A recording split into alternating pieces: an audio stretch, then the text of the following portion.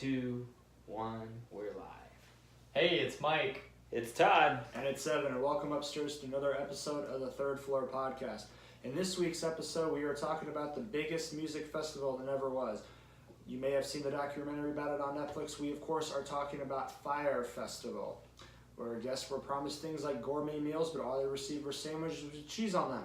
But, lucky for us, Michael knows of a place right here in Columbus where you can get an excellent sandwich. Michael. That's right, Evan. Recently this weekend, I went to Thurman Cafe for the first time. Todd's been there as well. I had the Thurman burger. I'm not sure which burger you had. I don't remember. I just remember it was really good. It was so good. It was so big. Yeah. So before we started recording here, the patties are the standard. Doesn't matter which burger on the menu. They have it's like in big bold print too. I'm pretty sure on the menu. All patties are 3/4 pound patties. That's huge. Gigantic. Huge. They're like 1.5 inches thick. Yeah. I mean, massive.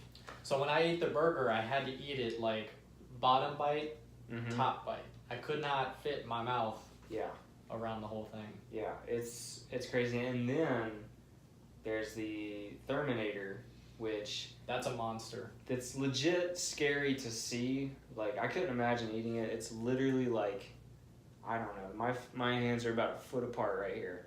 And yeah, probably about the size of it. Yeah, it's several patties. So it's like bacon and just cheese and just cholesterol problems on top of cholesterol problems. It's bad. It's a lot. What'd you think of the atmosphere? I really liked it. It's it's a lot smaller than I thought it was going to be. Yeah, it's the one thing that's you have to kind of get used to is the smallness of it, but it's kind of cozy. Yeah. They got the walls all decorated with a bunch of stuff. But I mean, Man vs. Food, that guy was on. Yep, he stopped by. He stopped by for season 1, episode 4. Yeah, check it out. We'll tag him in the post, see if he responds. But the one thing I'll say is, my first experience there, it was still great. Usually, I'm a guy that likes my burgers well done, and I don't think my waiter or waitress heard me because it wasn't well done. It was like maybe medium. Or something like that. So. I read on, I think it was the menu that all burgers are prepared medium well unless asked otherwise. So maybe that's probably what it was. That's probably So like when I bit in and I saw a bunch of red, I was like, you know what? Still tastes great. I'm gonna finish it like a champ. So. But anyways, Thurman's Cafe, downtown Columbus. It's near German Village. Yep, historic German Village. Super great place. Did you guys have a wait when either of you went? Yeah. Yeah, absolutely. Yep. Yeah. No, it was packed. Don't go on the weekends unless you plan on waiting for at least an hour and a half. Maybe I'll go tomorrow. Oh, for lunch. And then you'll talk about it on the next episode. Yeah, that's true. So, obviously, if you go to Thurman's, you are going to be filled up. I assume it's one of those places where you can go there, eat at lunch, and you can skip dinner because you'll be so full. Easily. Oh, you're going to take some of that home for dinner. Yeah. But, unfortunately for the people who went to Fyre Festival, who got their sandwiches with just bread and cheese, let's get into that. So, Fyre Festival, if you remember back in 2017, the festival went viral for all the wrong reasons because of the tweet. It was a picture of that sandwich with just cheese and then a little salad up top. And that's when the whole thing exploded about Fyre Festival. So you and I watched the documentary on Netflix. We just showed you a little video of it on YouTube, kind of highlighting the basic points of it. So Billy McFarland is a guy we're going to be talking about a lot here. He's an entrepreneur, and the only way I can describe this guy is he is our generation's Bernie Madoff. And anyone who obviously knows who Bernie Madoff is, big Ponzi scheme guy, about 8, 9, 10 years ago. He's in jail now on a life sentence. I think he's still alive. Scammed a lot of people out of a lot of money. Essentially, Billy McFarland did the same thing. He goes along with Ja Rule, the rapper, and creates this thing called Fyre Media, which was essentially to take the middleman out of booking talent. Which ultimately is a good idea. Yes. And the initial platform for Fyre Media seemed really good. Mm-hmm. Like, it was a nice product. Right. Yeah. It's like you're just shopping for the artist you want to book. It was very simple. And then to help promote Fyre Media, they wanted to put on a festival. Yeah.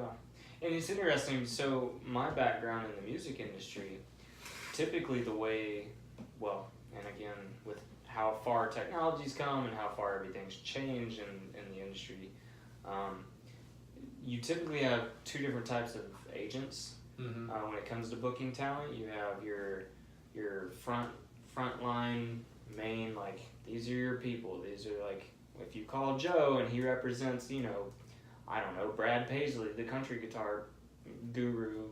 Yeah, I kind of secretly have a guitar crush on him. But anyways, like, if you call the frontline agency, like, you're dealing with top legal, you know, representatives, you're dealing with top business people. And then you have your scaled down, which are all these subcontractor booking agencies. There's a ton of them out there, and they're kind of that same ordeal where you're like, you call the third-party agency because they're easier to contact, and they also have direct links to the bigger agencies, which then have direct access to the, you know, the celebrities or whoever. But it sounds like Fyre Media was kind of like the new age of booking agencies that, and like you said, in general would have been a good idea. Yeah, and they just, if they would have kept with that and maybe not done the festival, you might still be talking about Fyre Media in a positive light today. Yeah.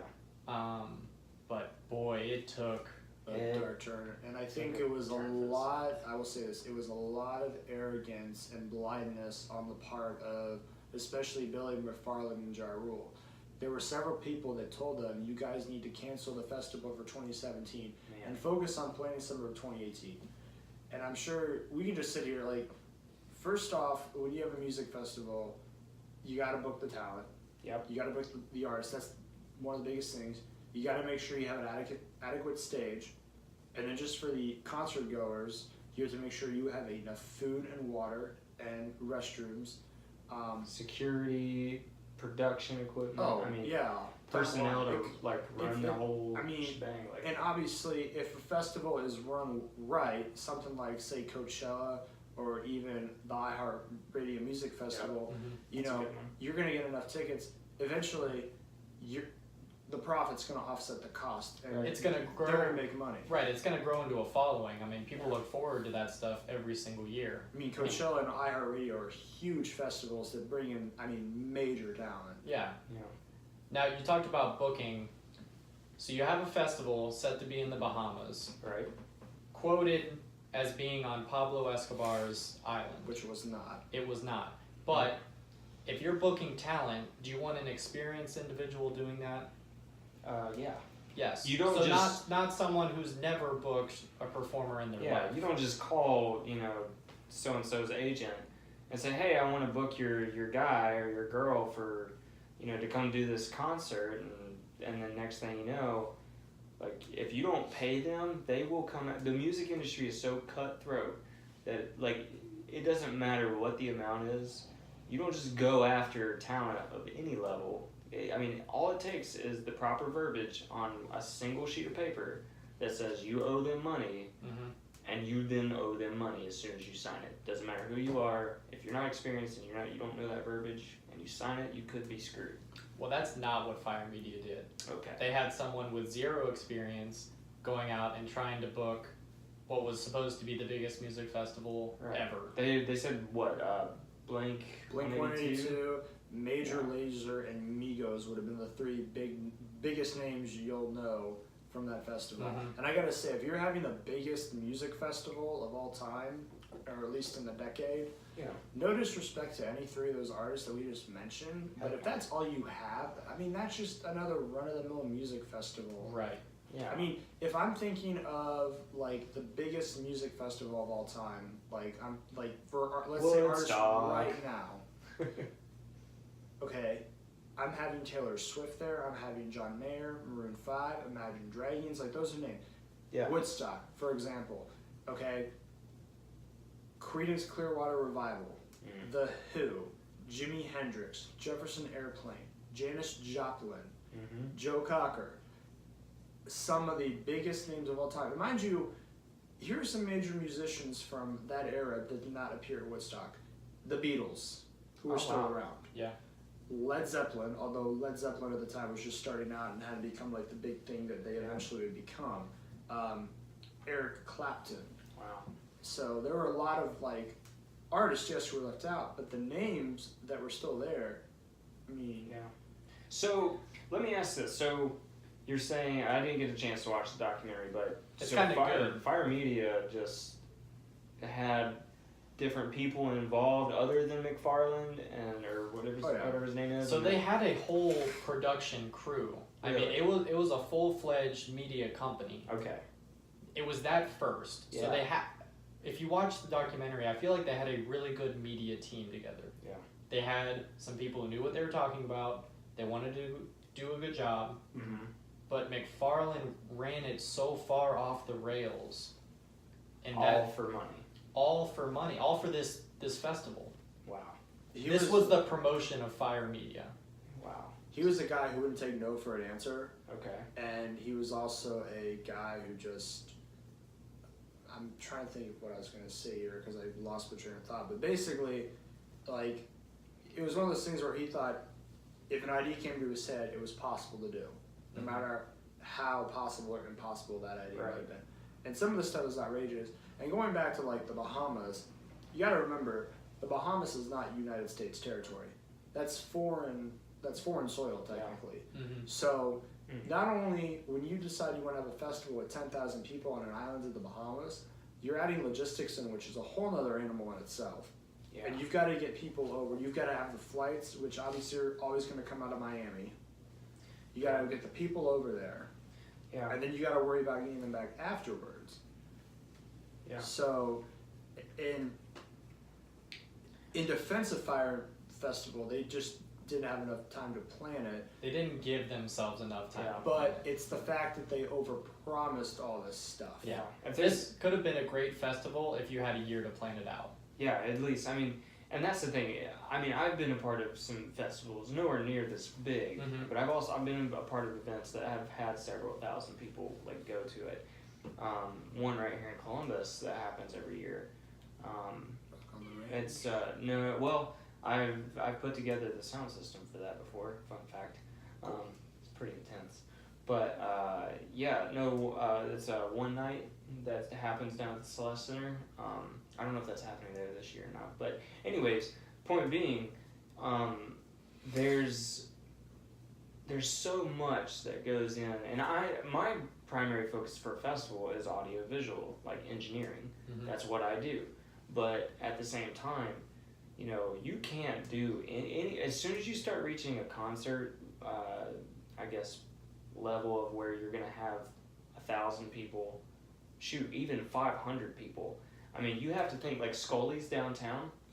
I mean, that place holds like 600 people, but they have security at the front door. They have all their like policies in place for how the bands come in and do their thing.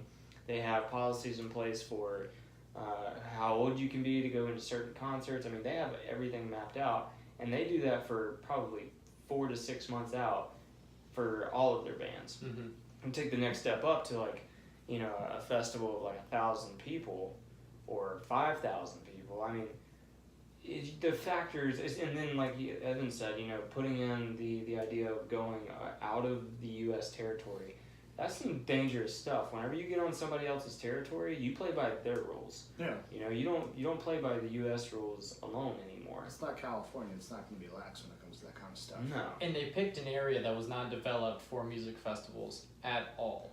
Really? There was nothing there to help initially support a music festival. So you said it was in the video, it was like a parking lot or something? Yeah. So Sandals Resort parking lot, yeah. Wow. So, go ahead and I'll add on. No, that was it. It's like they had an idea for this one island. They couldn't do that. They had to move to another. Couldn't do that. They had to move to where the Sandals Resort is at. And with that, you only had a small section of the island to work with. Wow. That was not developed. So originally, when Ja Rule and Billy McFarland found an island, they tried to sell it off that they bought Pablo Escobar's island, and it was not. But I believe it was the Bahamian government that said you cannot say this is Pablo Escobar's island. And then what do they do in the very first social media post about the Fyre media? They mentioned that they bought Pablo Escobar's island. So they get kicked off this island, okay? And then they settle on the Exumas. And they said it was this like remote like paradise.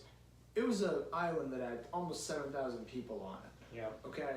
I remember seeing that in the video. Yeah. Granted, it's beautiful. No matter what part of the island you're on, it's gorgeous. I wouldn't be upset to be there in the slightest. But you know what I just remembered from that is the festival was booked like when there's like this giant regatta going on. Right. And the population, the weekend that they have that regatta, the island essentially doubles in population. Oh, wow. So go from having 7,000 people on your island to 14,000 people, and then all of a sudden you bring in another, let's say, 5,000 people for a music festival, and most of these people have never been to your island before. You're asking for a disaster. Not a lot of thought. Yeah. But they were just so arrogant about it. McFarlane and Ja Rule. No pushing it back. Man, so then you have people that, like, so they're promoting this, right? Fyre Festival, and... That's one of the more interesting parts is the promotion they did. Yeah, so, like, you know, they push it out to the public because they're trying to, you know, obviously get people to come to this thing. And well, in their first post of it, when tickets went live, I think they sold 95% is what they said. Really? Yeah. Initial. Like, so, when they sold 95%, the price was what? I read on average, like for your average ticket, it was around $1,200. Okay. A range from like $500 to $1,500. And what did that cover?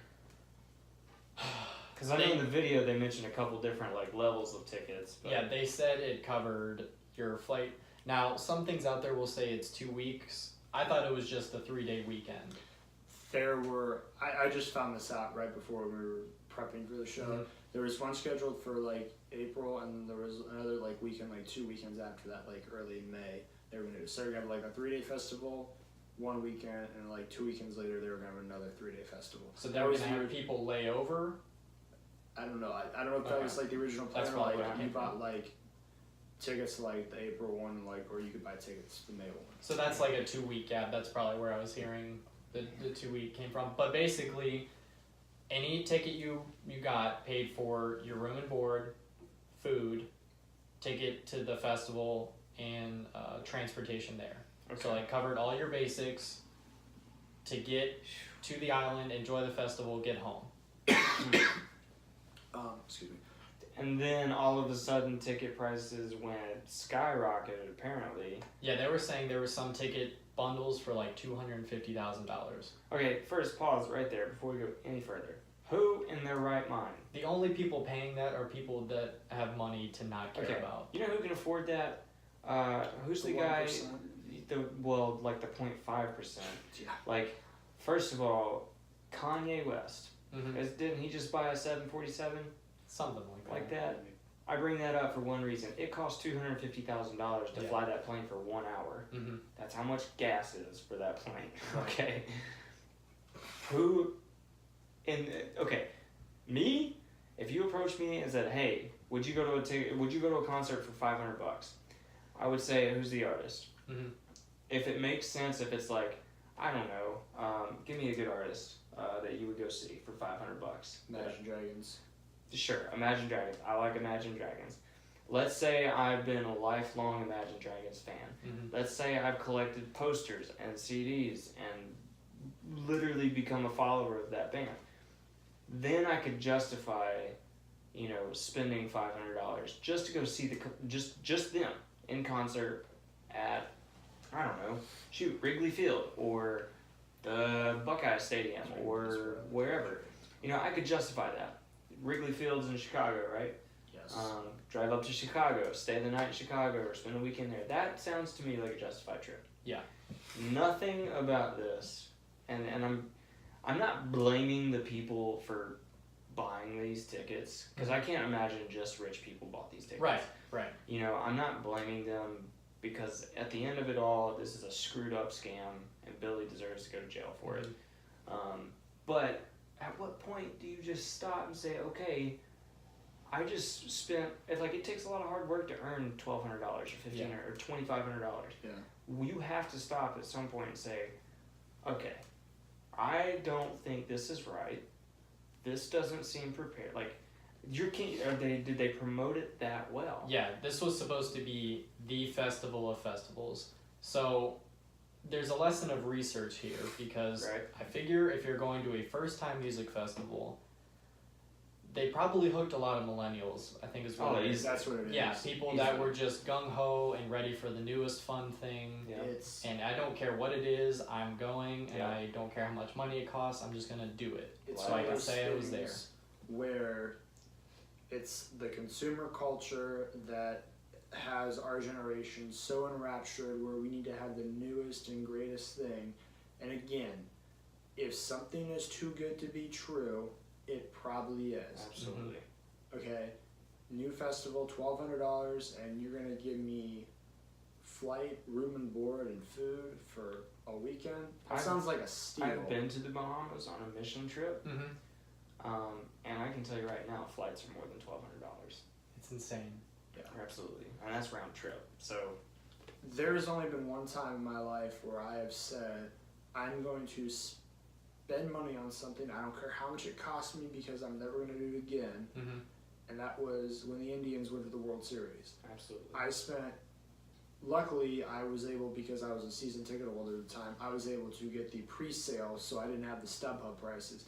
I paid $420 for my ticket, and I'll tell you what, I was prepared to spend up to $1,000 just for my ticket to go to the World Series. I didn't care. I was going to go because I didn't know when I'd be able to do it again. Right. And I went, and I don't regret it.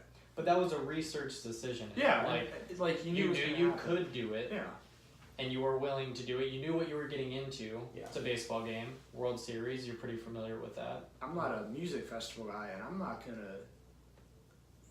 hesitant to spend $1,200 or whatever you would have spent just to go down for a normal vacation in the Bahamas. Oh, yeah. Right. Let alone a music festival. And yeah. honestly, I don't listen to any of these artists. None of them appeal to me. I don't listen to Migos or Major Leagues or. I've never heard of them too. We'll have to show you their media video. I don't think you've seen it yet. Yeah, it is great. It's an incredible promotion of the festival. Yeah. It's everything you would want, and that's how they hooked people. Yeah. We're kind of getting all over the place. A big thing they did with promoting this is they had a ton of influencers. Yeah. So Instagram models. Right. Tons of models and people of influence on Instagram.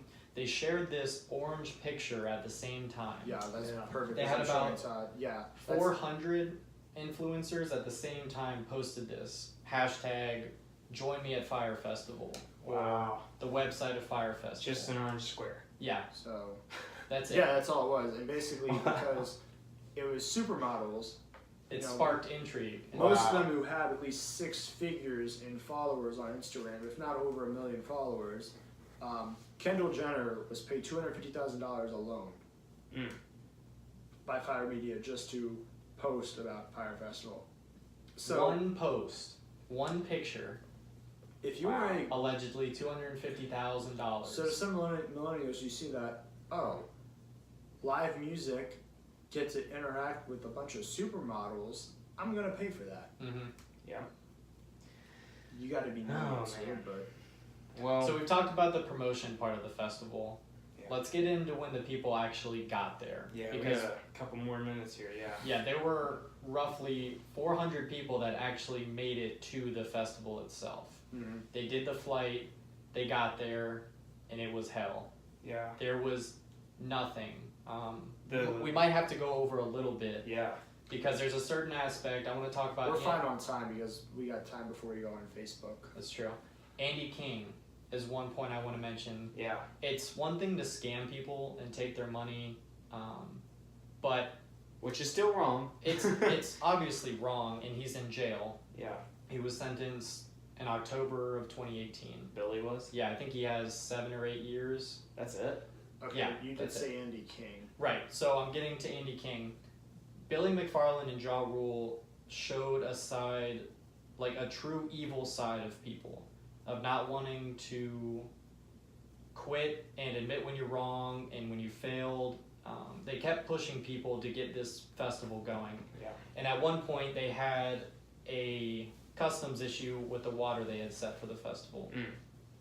Andy King was basically told he needs to go speak to the person who handles customs to get the water cleared any way possible.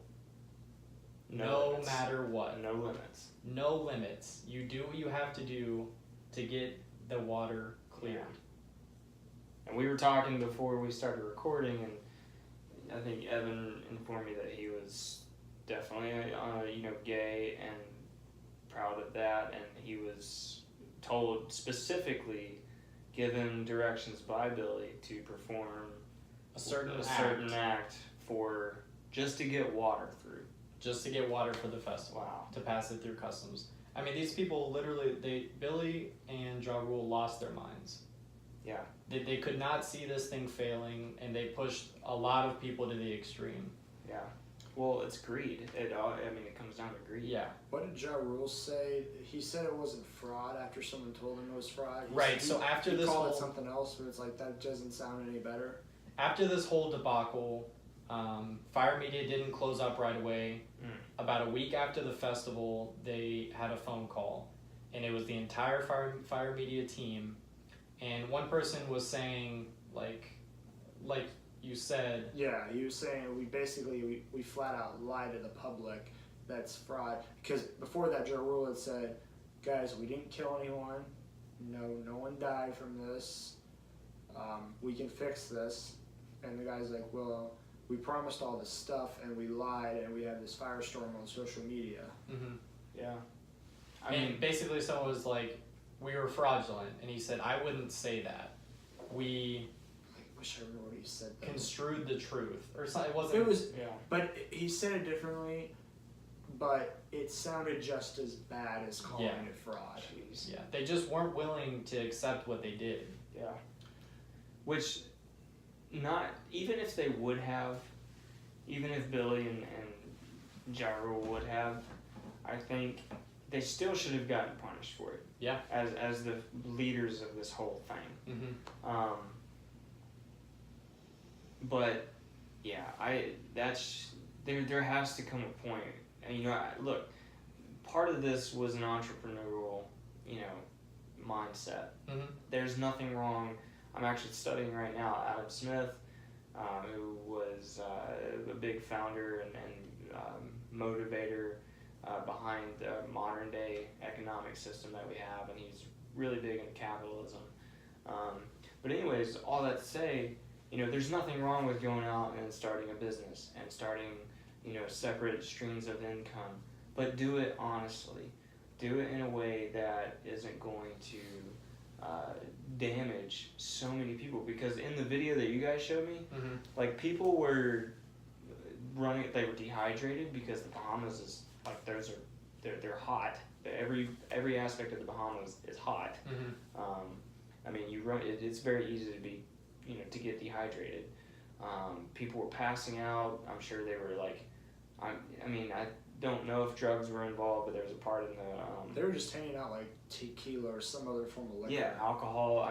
Obviously, anytime you mix alcohol and really hot heat, you're going to get dehydrated faster. But the other thing too is essentially because they were promised luxury villas, but they had to stay in tents with mattresses. So it was like kind of this thing like find it. And there was one guy who said it in the documentary on Netflix. He said they just went around and started ransacking like the tents around them, like flipping mattresses, poking holes in the tent. And he said he even had a Fred pee on some of the mattresses. So essentially, just like keep other people away. Wow. And it became kind of this like whole like survival instinct thing, essentially. Well, yeah. If you think about Maslow's hierarchy of needs, mm-hmm. your basic bottom level, like no matter what, you need food, water, and shelter. Some lady was stockpiling toilet paper. People just lost their minds, and People I would too. Looting. Yeah, of course you would. That survival instinct kicks mm-hmm. in. Yeah. Can you imagine when you get on a plane and you think you're going to this nice luxury resort or island for a nice festival that's being everything catered to you, and then you get there and you see, this is like a hurricane disaster area, and we're using tents that were for hurricane relief. Anybody in their right mind should have immediately, and even somebody in the video you guys showed me, like even somebody's like, stop the bus, turn around. Yeah. You know, like, nope. I don't, that's the point where I would have said, okay. The question is, why didn't they just stop it? Yeah. You knew it wasn't going to happen, and it's terrible. It's terrible that it wasn't going to happen, but you could have saved yourself, you could have saved a lot of other people their time. People probably got, okay, have you ever watched anything documentary-wise about the festivals and stuff that happen in Miami? And the different places that people go, like college students that go down to the Florida, like the hot spots in like Palm Springs. Right. You know, there's documentaries out there that talk about like what happens at those festivals. Man, girls get raped.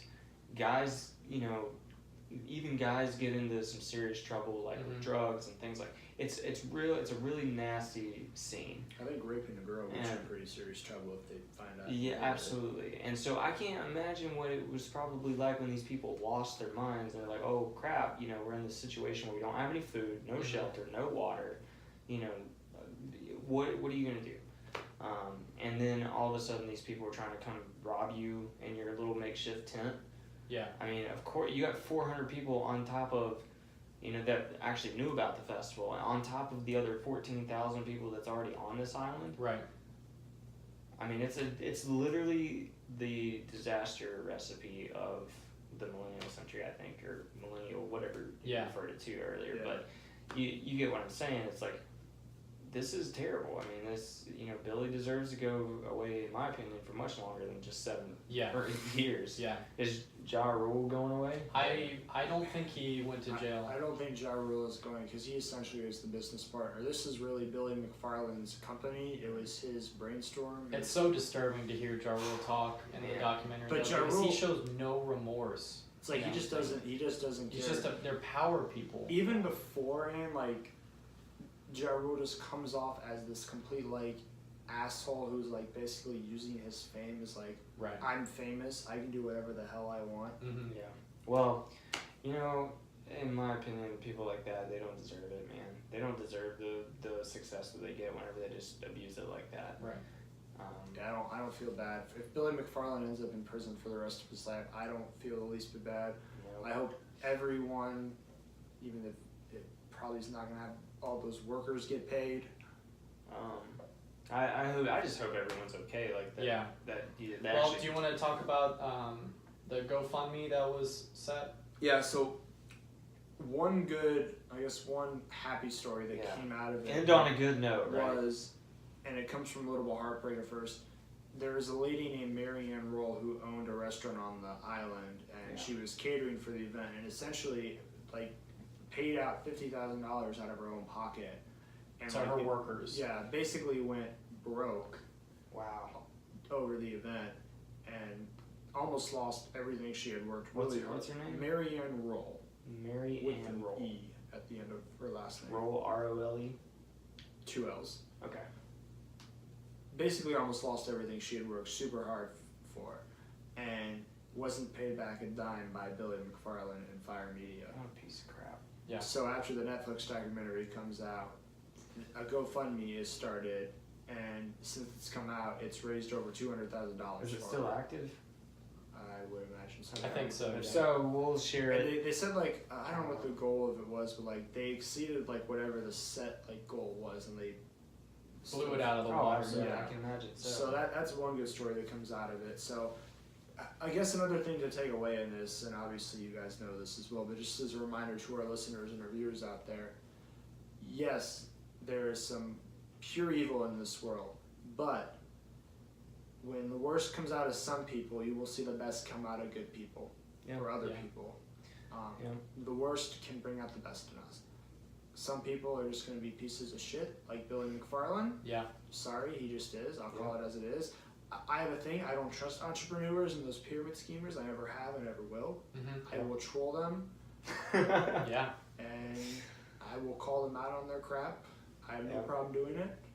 It's totally fine with me. I like it. we're at 35 minutes, but honestly, we had a good spirited discussion for all 35 minutes. Mm-hmm. Well, I think it's good that we end on a good note. We'll share the link for Mary. What's her name?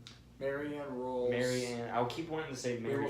We will find Mary Ann Roll. We will find that. What's that called? GoFundMe. Yeah. I wanted to say LinkedIn, but I'm like, no, that's not it. The last thing I wanted to say, and there's a message here that it's okay to fail.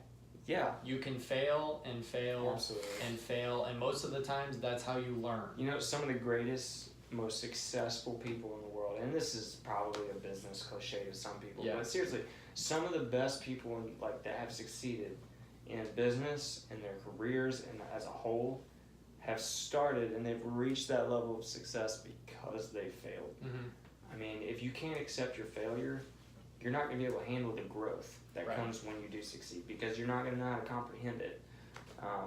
So yeah, that's a great point. Yeah, absolutely.